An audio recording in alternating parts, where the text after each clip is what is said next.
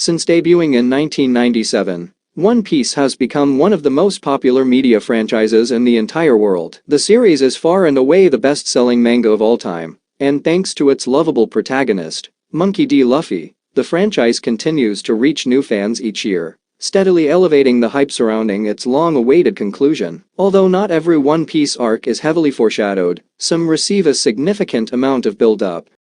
On number 10, Arlong Park Arc. Although the Arlong Park Arc is one of the first major narrative sequences in One Piece, it occurs late enough in the East Blue Saga to receive plenty of build-up. As a result, it's arguably the first arc in the series that successfully follows through on a notable amount of hype. Arlong's extortionary relationship with Nami is teased during the Baratie arc, making it all the more cathartic when the Straw Hat Pirates finally square off with the dastardly fishmen. This, coupled with Arlong's status as the most wanted pirate in the East Blue, make the Arlong Park arc an early highlight of One Piece.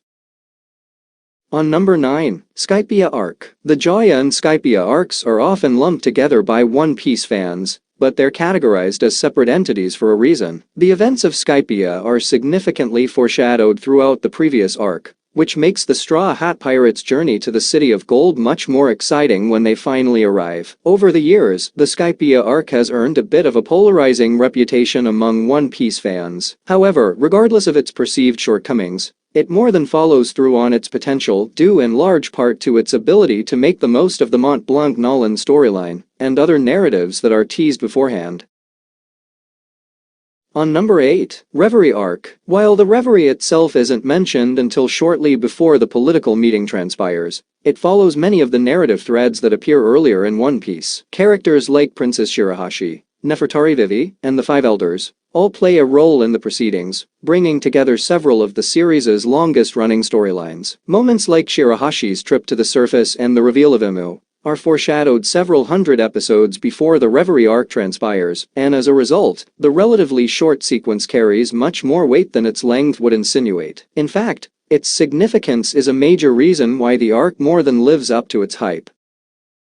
On number 7, Whole Cake Island Arc. From the moment that Monkey D. Garp first mentions the Emperors of the Sea, it is clear that his grandson, Luffy, is bound to challenge them. The Straw Hat Pirate's goal of becoming the next king of the pirates means that he must first defeat the Grand Line's strongest pirates, but it isn't until the Whole Cake Island arc that this ultimately comes true. Charlotte Linland, better known as Big Mom, rules Whole Cake Island, and after one of her children becomes engaged to Sanji as part of a political marriage, the Straw Hat Pirates travel to the island to rescue their cook. Although Monkey D. Luffy is still too weak to defeat an enemy like Big Mom, the Whole Cake Island arc follows through on its potential by making Luffy's first encounter with an Emperor of the Sea as memorable as it deserves to be.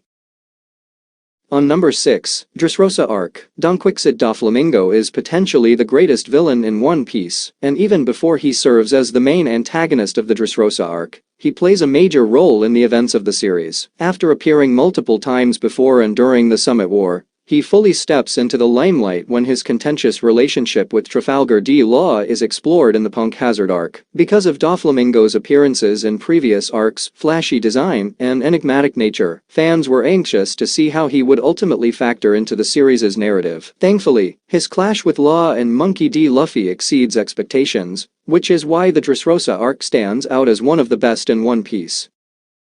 Number 5, Impel Down Arc. Enies Lobby, Marineford, and Impel Down are the three linchpins of the world government's military structure, and along with Mary Geoise, they are arguably the most important locations in One Piece. As a result, it's only appropriate that they each receive plenty of hype during the build-up to their ultimate reveal. Impel Down is first mentioned during the Straw Hat Pirates' assault on Enies Lobby, but it doesn't appear on screen for well over 100 more episodes. Although the rest of the Straw Hat Pirates aren't with Luffy when he arrives at the max security prison, he encounters a slew of other characters, ranging from warlords of the sea, Crocodile, Jin, Boa, and Buggy, to members of the Revolutionary Army, Emperor Ivankov and Inazuma.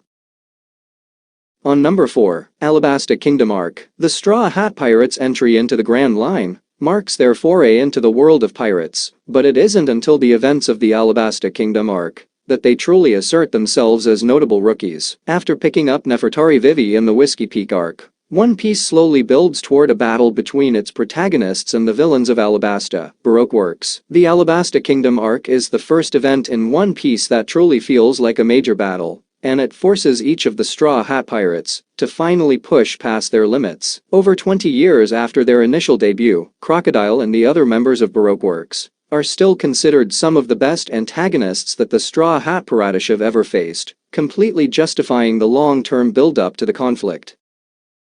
On number 3, Enies Lobby Arc. Nico Robin's status as a wanted criminal defines her character development from the moment it's mentioned in the Alabasta Kingdom arc. Yet it isn't until the Straw Hat Pirates travel to Enies Lobby that her backstory is fully explored. The events surrounding her rescue from the world government installation are often praised as the best in One Piece, due in large part to the payoff of the long-term storytelling surrounding Robin's character. However, Nico Robin's rescue isn't the only reason that the Enies Lobby arc lives up to its hype. It also contains quality narratives involving Luffy's Gear 2 and 3 forms, Usopp's return to the Straw Hat Pirates, and Chopper's Monster Point transformation, each of which is the culmination of storylines that began well before One Piece's protagonists ever set foot in Water 7. On number 2, Wano Country Arc. One Piece is no stranger to long-term storytelling, but even by its standards, the Wano Country Arc is teased far longer than any other arc in the entire series. After the Island of Samurai is first mentioned during the Thriller Bark arc, the Straw Hat Pirates don't reach Wano for over 500 more episodes. Thankfully, the Wano Country Arc shattered fans' expectations, and at almost 200 total episodes, it's the longest arc in the history of anime. Monkey D. Luffy's highly anticipated clash with an Emperor of the Sea pushes him to his absolute limits, but with the help of his crew in newly obtained Gear 5 form, he's able to turn the arc into one of the most memorable of all time.